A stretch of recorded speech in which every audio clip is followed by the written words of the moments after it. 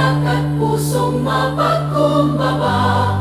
Sa tahanan ng Diyos tayo'y nagtitipon, awit ng papuri sa Kanya'y iaahon. Kristo Jesus, aming ilaw at pag-asa, Ikaw ang daan tungo sa bagong buhay.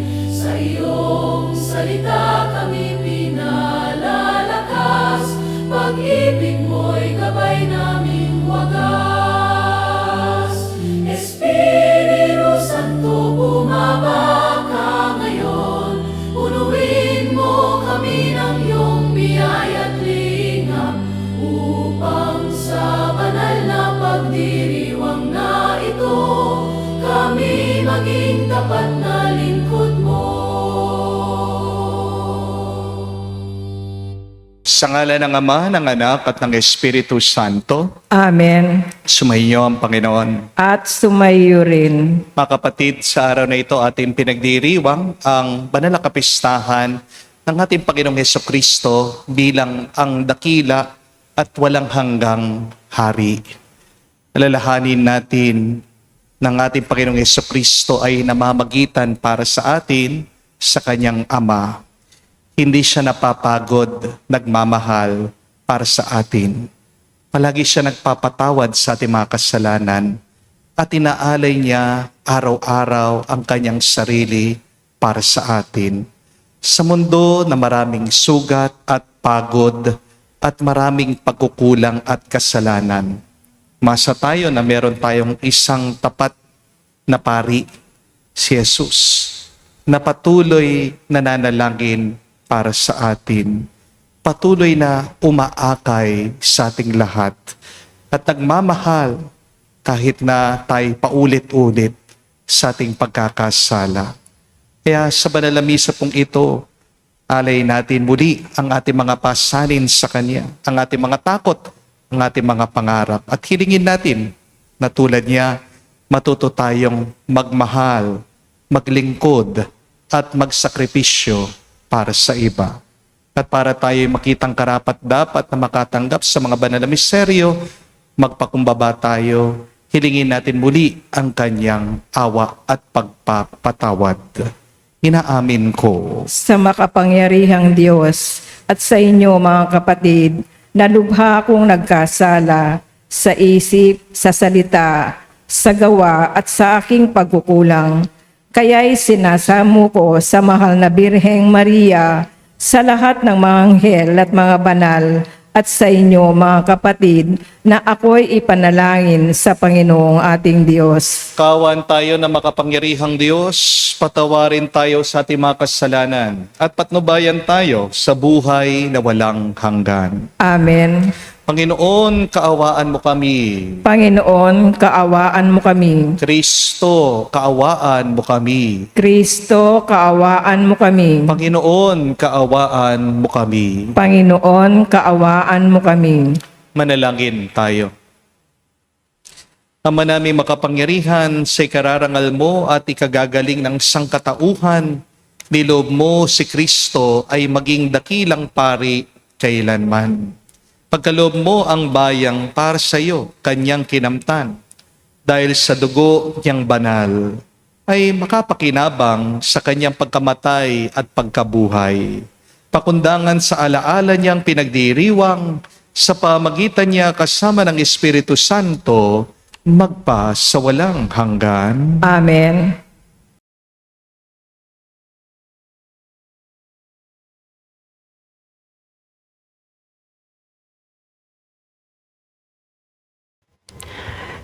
Pagbasa mula sa aklat ng Henesis. Noong mga araw na yon, pagsapit nila sa dakong itinuro ng Diyos, gumawa ng dambana si Abraham. Inayos niya sa ibabaw nito ang panggatong at inihiga si Isaac matapos gapusin. Nang sasaksakin na niya ang bata, tinawag siya ng anghel ng Panginoon at mula sa langit ay sinabi, "Abraham, Abraham." Huwag mong patayin ang bata.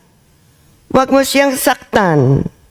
Naipakita mo ng handa kang sumunod sa Diyos sapagkat hindi mo ipinagkait sa Kanya ang kaysa-isa at pinakamamahal mong anak. Paglingon niya ay may nakita siyang isang lalaking tupa na ang mga sungay ay napasabit sa mga sanga ng kahoy.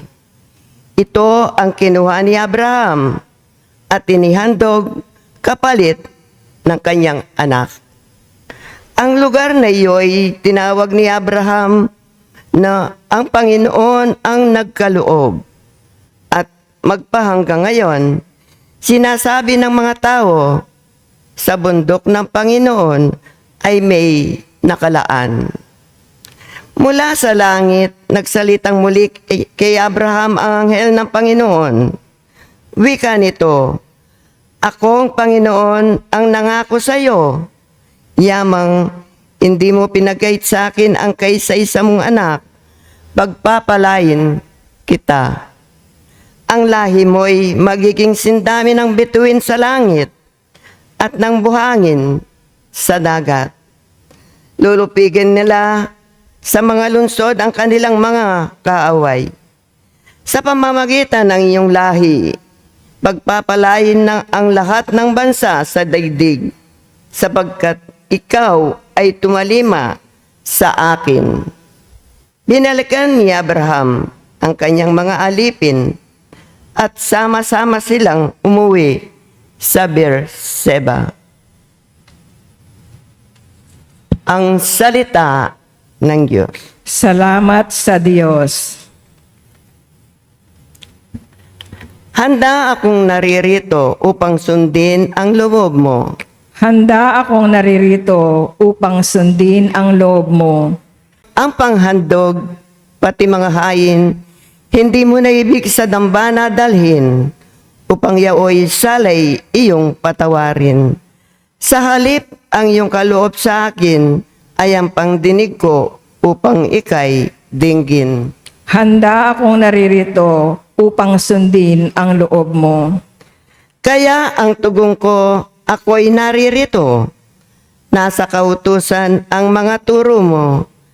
Ang nais kong sundi iyong kalooban, aking itatago sa puso ang aral.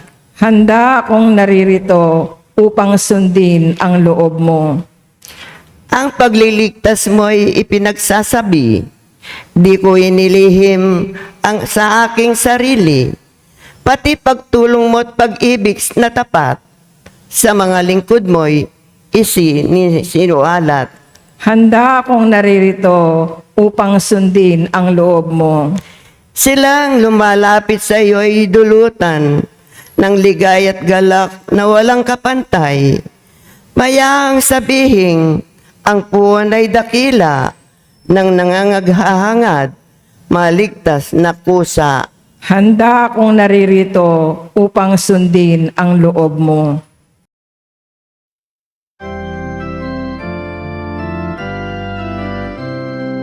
Alleluia, Alleluia, Alleluia, Alleluia, Alleluia, Alleluia, Alleluia, Alleluia, Alleluia, Alleluia, Alleluia. Masunurin Kristo Jesus, naghahin ng buhay sa krus, kaya't dinakila ng Diyos, binigyan ng ngalang tampok sa langit at sansinukob. Aleluya, aleluya. Sumainyo ang Panginoon. At sumayo rin. Ang mabuting balita ng Panginoon ayon kay San Mateo. Papuri sa iyo, Panginoon. Nung panong yun, sinama sila ni Jesus sa isang lugar na tinatawag na Getsemani. Sinabi niya sa kanya malagad, dito muna kayo. Mananalangin ako sa dako roon. Ngunit sinama niya si Pedro at ang dalawang anak ni Zebedeo. At nagsimulang mabagabag at maghirap ang kanyang kalooban. Sinabi niya sa kanila, ang puso ko'y tigib sa hapis na halos ikamatay ko. Maghintay kayo rito at makipagpuyat sa akin. Pagkalayo ng kaunti, nagpatira pa siya at nanalangin. Ama ko, kung maaaring ilayo mo sa akin ang kalis na paghihirap na ito, gayon man, wag ang kalooban ko, kung hindi ang kalooban mo ang mangyari. Nagbalik siya at dinatnan niyang natutulog ang 3 alagad. Sinabi niya kay Pedro, talaga bang hindi kayo makapagpuyat na kasama ko kahit 1 oras man lamang? Magpuyat kayo at manalangin upang wag kayong madaig sa tukso. Ang espiritu'y nakahanda ngunit mahina ang laman. Muli siyang lumayo at nanalangin, Ama ko, kung hindi may aalis ang kalis na ito, na hindi ko iinumin, mangyari ang iyong kalooban. Mga kapatid, ang mabuting balita ng ating Panginoon. Pinupuri ka namin, Panginoong Heso Kristo. Magandang araw po muli sa inyong lahat. Hindi niyo po ba napansin na ang pari ay palaging mali? Kapag mahaba po ang homily ng pari, nakakantok naman si Father. Kapag maikli naman ang sermon, nagmamadali si Father. Kapag palangiti ang pari, sobrang showbiz naman yan. Kapag seryoso naman at tahimik ang pari, parang galit yata si Father.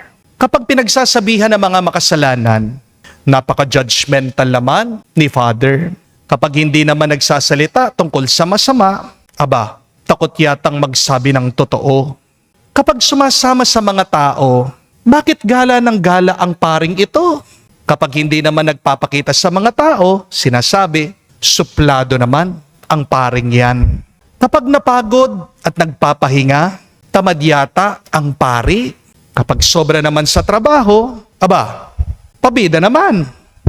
Kapag nagsasalita tungkol sa politika, si Father, pakialamero sa nangyayari sa gobyerno. Kapag tahimik naman ang pari sa politika, walang pakialam ang paring yan.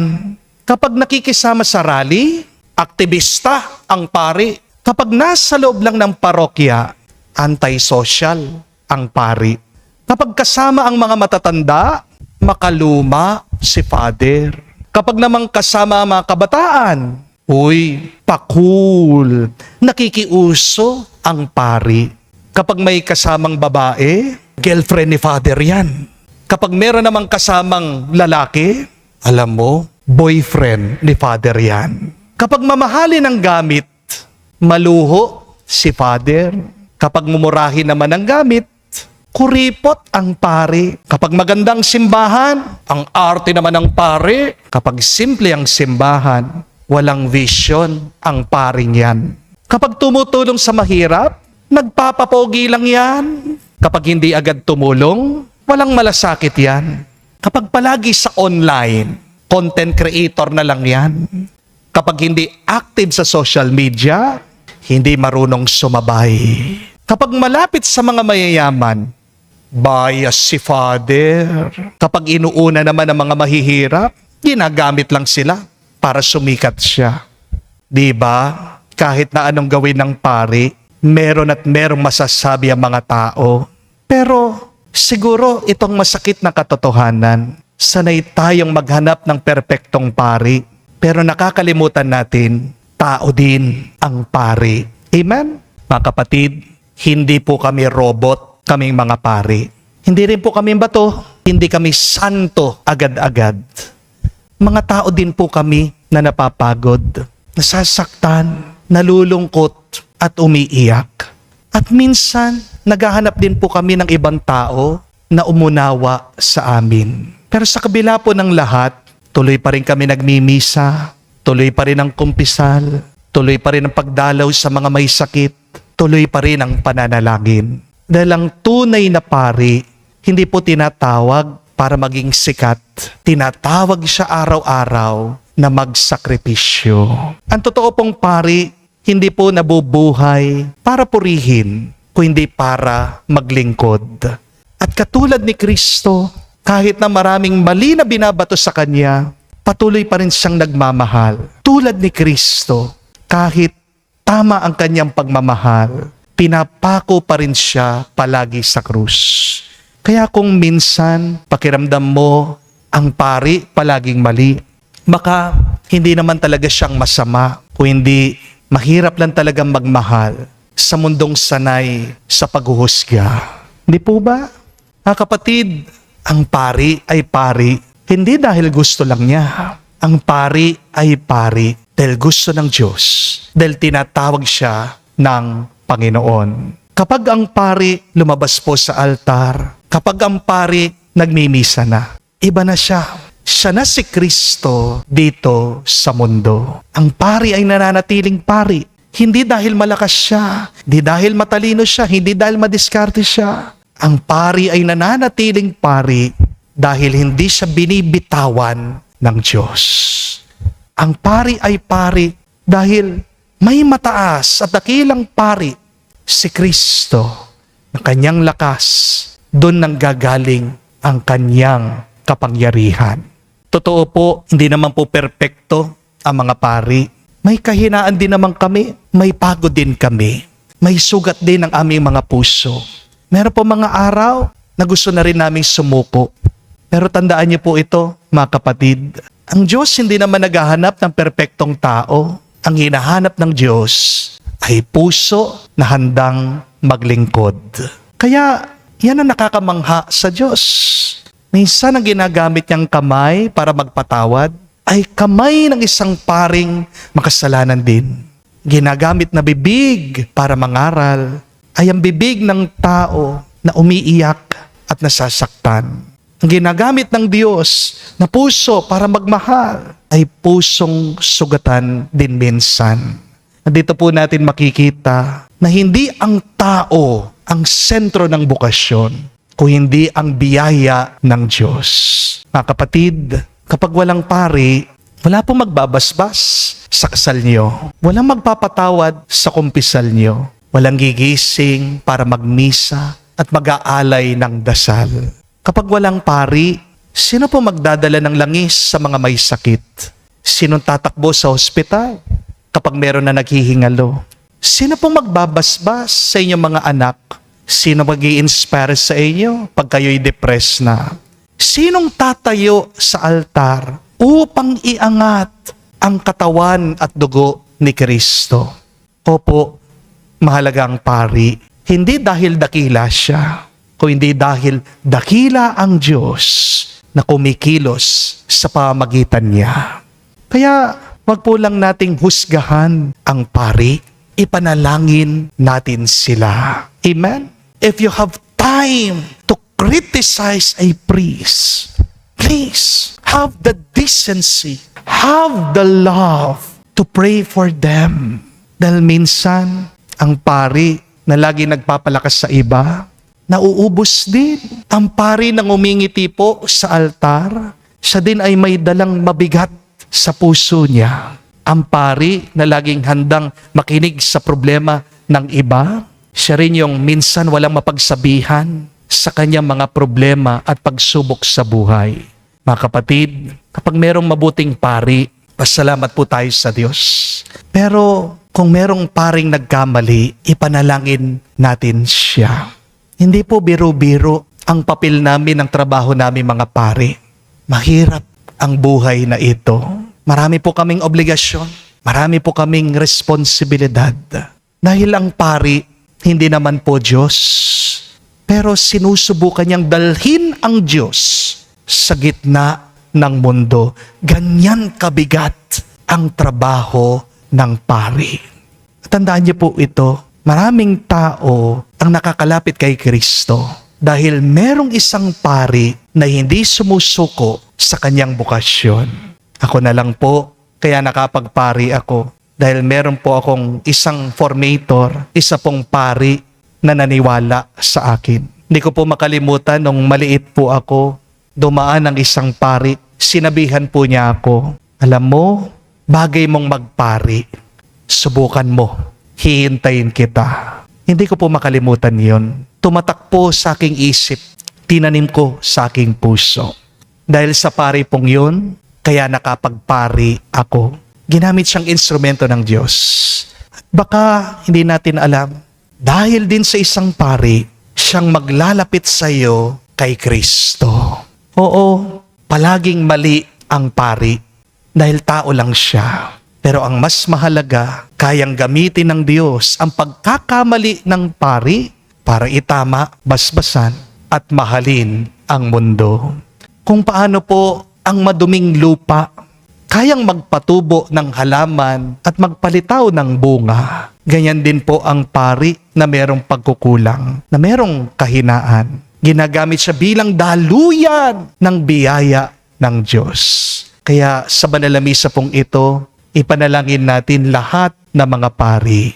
Ang paring masaya, yung pagod na, yung mga paring kinikriticize, inuusig, mga paring may sakit, mga paring mag-isa, ang mga paring tahimik na umiiyak, at ang mga paring patuloy na nagmamahal, naglilingkod sa Diyos kahit na nahihirapan na sila. Hari nawa, lahat po ng pari ay maging salamin ng mataas at dakilang pari ang ating Panginoong Hesukristo. At sa pamamagitan nila, maramdaman natin dito sa mundo ang tunay na pag-ibig at pagmamahal ng Diyos. Amen. Tumayo po tayo. Hilingin natin sa Diyos Ama na buksan ang ating mga mata upang makasunod tayo sa Kanya ng buong puso. Ating sabihin, Panginoon, dinggin mo kami. Panginoon, dinggin mo kami. Ang ating simbahan naway maging tanglaw ng liwanag na nagpapahayag ng mensahe ni Kristo sa lahat ng tao. Manalangin tayo sa Panginoon. Panginoon, dinggin mo kami. Bilang gawain ng kabutihang loob, naway lagi nating kalingain ang mga itinakwil, tinanggihan at hindi minamahal sa ating lipunan. Manalangin tayo sa Panginoon. Panginoon, dinggin mo kami. Katulad ni Bartimeo, tayo naway magkaroon ng matatag na pananalig kay Jesus at sumunod sa Kanya sa daan ng buhay. Manalangin tayo sa Panginoon. Panginoon, dinggin mo kami. Sa katahimikan po ng ating puso, banggitin natin, sabihin natin sa Diyos ang ating mga personal na pangangailangan. Ama naming nasa langit, punuin mo kami ng iyong pag-ibig at pawiin mo ang kadiliman sa aming buhay upang makapamuhay kami sa liwanag ng iyong anak. Hiniling namin ito sa pamagitan ni Kristo, aming Panginoon. Amen.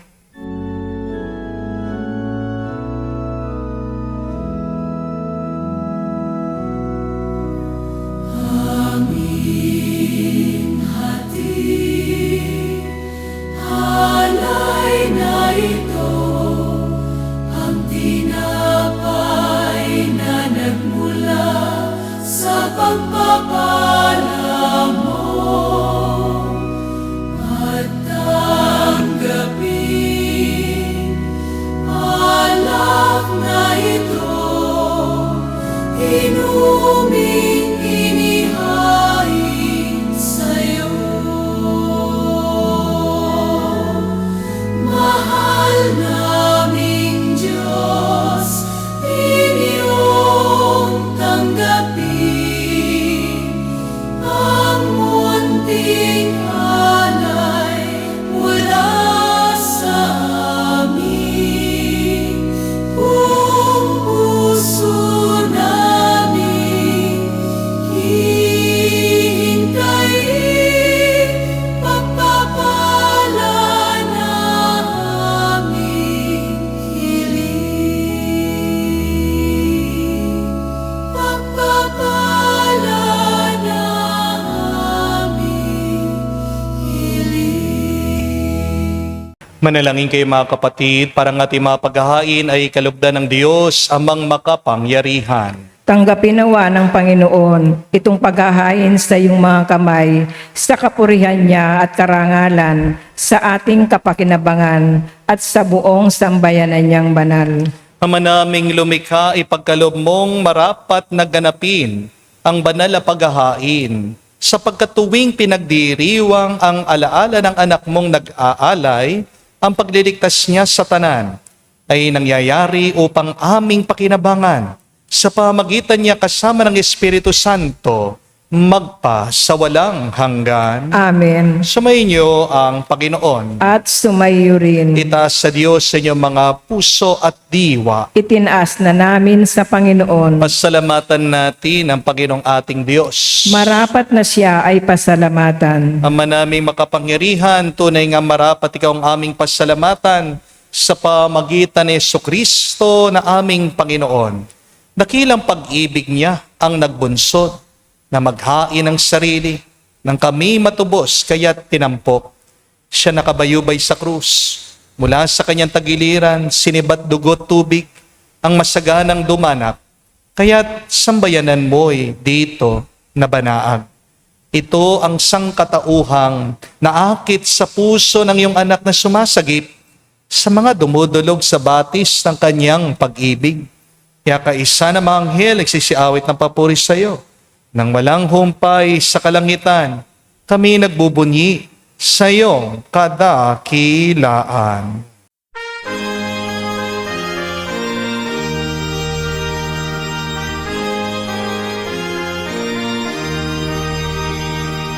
Santo, Santo, Santo, Panginoong Diyos ng mga hukbo.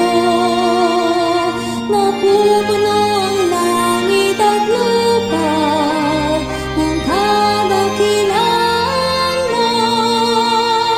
Hosana sa kaitasan, pinagpalang na paninito sa ngalan ng Panginoon.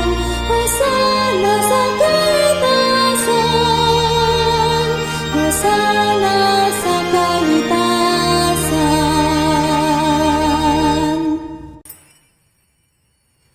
Ama naming banal, ikaw ang bukal ang tanang kabanalan. Kaya't sa pamagitan ng iyong Espiritu, gawin mong banal ang mga kaloob na ito upang para sa amin maging katawan at dugo ng aming Panginoong Jesucristo. Bago niya pinagtiis ang kusang loob na maging handog, hinawakan niyang tinapay, pinasalamatan kanya, pinaghati-hati niya iyon, inabot sa kanya malagad at sinabi, tanggapin ninyong lahat ito at kanin. Itong aking katawan na ihahandog para sa inyo.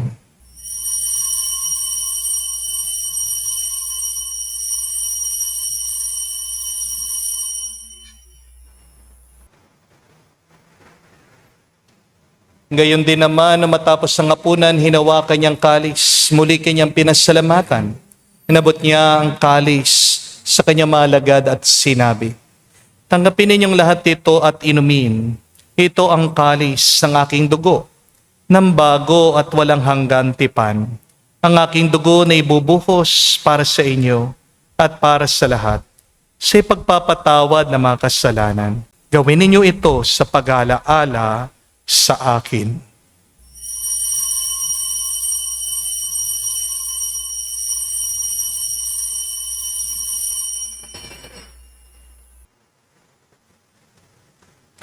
Ang misteryo ng pananampalataya.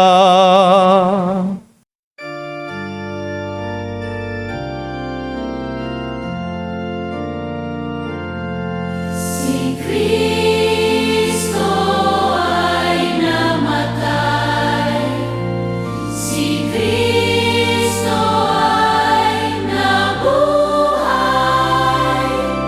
si Kristo ay babalik sa wakas, sa wakas, sa wakas ng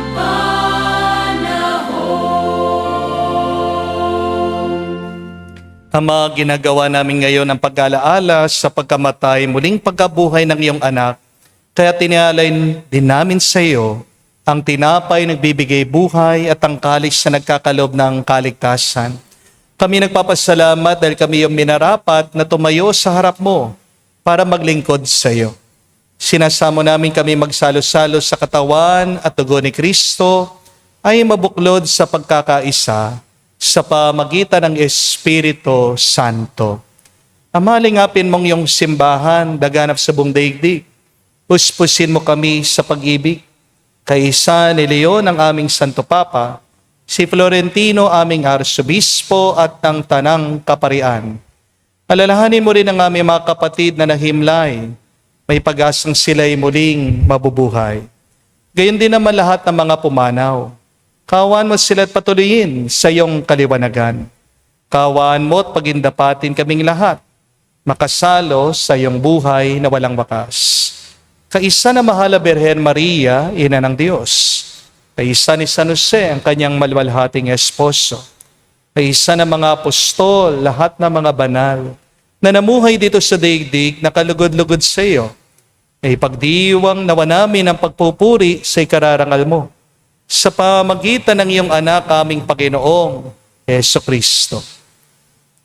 Sa pamamagitan ni Kristo, kasama niya at sa Kanya, lahat ng parangal at papuri ay sa iyo, Diyos Ama, makapangyarihan, kasama ng Espiritu Santo, magpasawalang hanggan. Amen. Amen. Amen. Amen. Amen. Amen. Sa nakagaling na utos sa turo ni Jesus sa Panginoon natin na Diyos, ipahayag natin ang lakas, loob.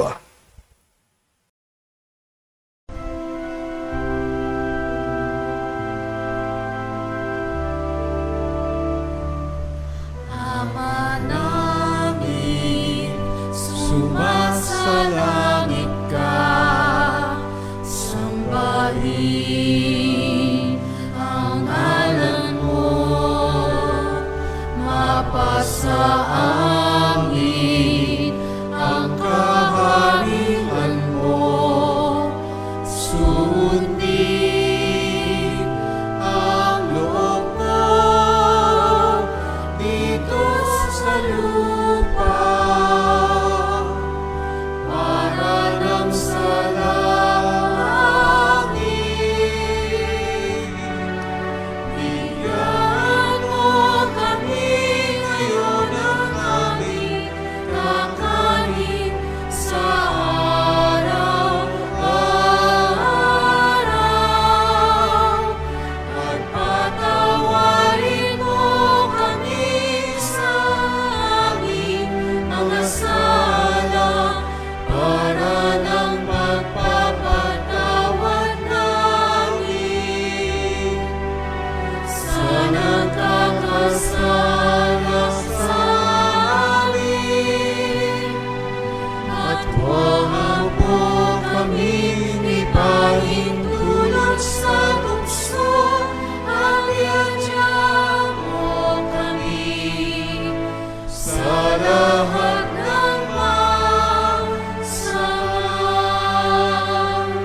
Hinihiling namin kami, Adya, sa lahat ng masama, pagkalooban ng kapayapaan araw-araw, ligtas sa kasalanan, ilayo sa lahat ng kapamakan, samantalang aming pinanabikan ang dakilang araw ng pagpapahayag ng tagapagligtas naming si Jesucristo. Sapagkat iyo ang kaharian at ang kapangyarihan at ang kapurihan magpakailanman. Amen. Panginoong Jesucristo, sinabi mo si mga apostol, kapayapaan ang iniwan ko sa inyo.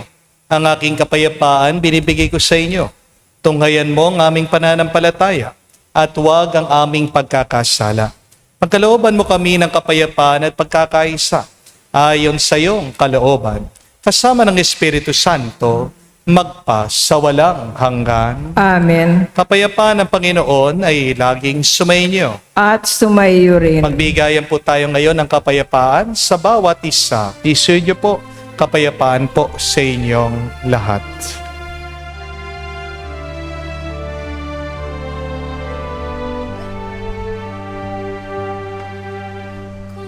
Kordero ng Diyos na nag-aalis ng mga kasalanan ng sanlibutan, maawa ka sa amin. Maawa ka sa amin. Kordero ng Diyos na nag-aalis ng mga kasalanan ng sanlibutan, maawa ka sa amin. Maawa ka sa amin. Kordero ng Diyos na nag-aalis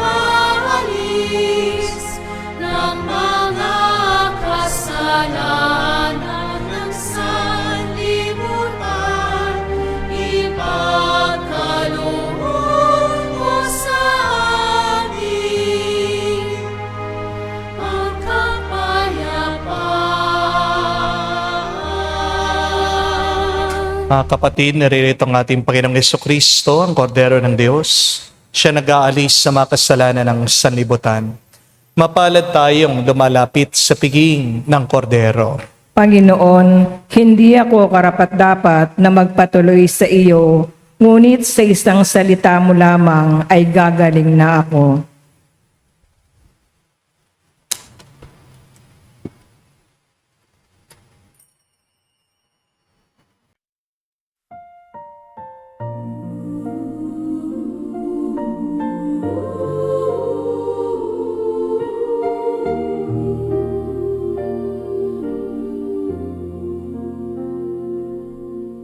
Panginoong Jesucristo, dakilang pari, handog mong banal ay buhay na sarili. Sa krus mo'y natamo aming kaligtasan. Pag-ibig mo'y ilaw ng sangkatauhan. Ikaw ang pastol ng iyong sambayanan, umaakay tungo sa kabanalan. Sa banal na hapag, kami binubusog ng katawan mong dulot ay pagtubo. Sa piling mo'y may awa at paghilom, sa bawat sugat ng pusong nalulumbay. Turuan mong kami maging tapat lagi sa paglilingkod at pagsunod sa hari. O Jesus naming pari, magpakailanman, basbas mo'y manatili sa simbahan, hanggang sa kami iyong makapiling.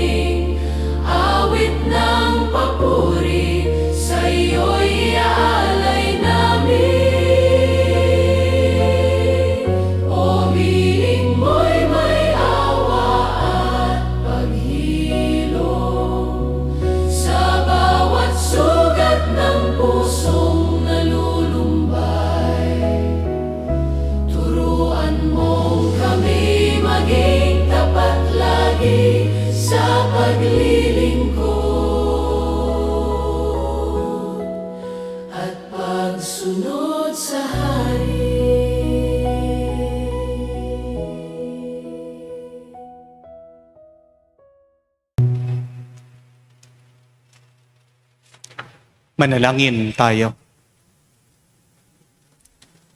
Ama namin mapagmahal, pagkatanggap sa pakikinabang sa paghahaing banal na inahabilin ng iyong anak upang sa alaala niya ay pagdiwang. Kami dumadalangin, kami gawing haing kaisa niya kailanman. Sa pamagitan din ni Jesucristo kasama ng Espiritu Santo, magpa sa walang hanggan. Amen. May kasabihan po na ang mga pari ay para daw pong mga eroplano.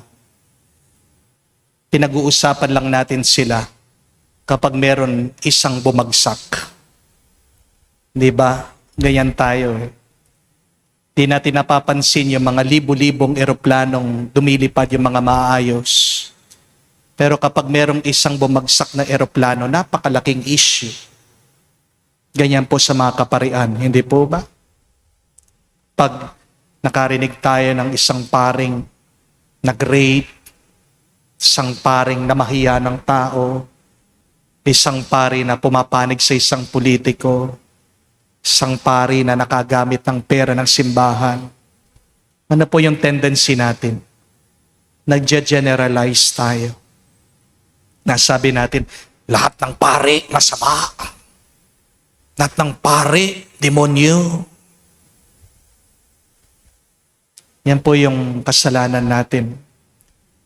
Yan po yung pagkukulang natin ng mga tao. Pero kailangan natin maunawaan, hindi ibig sabihin pag nagkamali ang isa, lahat ay damay. Hindi ibig sabihin ang isa nagkasala, ang lahat makasalanan na. Mind you, that a lot of our saints are priests. Karamihan po sa mga banal, mga santo na simbahan, mga pari, at ang mga santong naglalapit sa atin kay Kristo. Hindi perpekto ang pari. Pero hindi niya kailangan maging perpekto dahil meron tayong isang perpektong Diyos. At ang Diyos na yan, ginagamit ang mahinang pari para madama natin ang pag-ibig at pagmamahal ng Diyos. Kaya, sabi ko nga po, kapag nakaranas kayo ng isang mabuting pari, pasalamat kayo. Pero kapag nakaranas naman kayo ng isang masamang pari, pagdasal niyo siya. Dahil hindi ka tunay na nagmamahal kapag naghuhusga ka. Remember that. When you love, you should not judge. There is no place in love for judgment. Kaya, sino yung mga pari na nakasakit sa inyo? Ginagamit din sila ng Diyos para turuan kang magpatawad. Di po ba? Pero pagdasal mong paring yan, pagdasal mo din, baka nakalimutan mo yung mga pari na naging mabait sa'yo, yung pari na araw-araw, simple lang, tahimik lang, ginagawa niya yung kanyang obligasyon, responsibilidad. Di siya sumusuko kahit na napapagod siya, nahihirapan siya. Please, pray for those priests. Dahil kung wala ang pari, walang maglalapit sa atin kay Kristo. Kung wala ang pari, walang maggagabay sa atin, mas malapit sa Diyos. Sumayin niyo ang Panginoon. At sumayo rin. At kayo'y basbasan ng Diyos, makapangyarihan sa lahat, sa ngalan ng Ama, ng Anak, ng Espiritu Santo. Amen. Ang ating misa'y natapos na, humayo kayo sa kapayapaan ni Kristo. Salamat sa Diyos.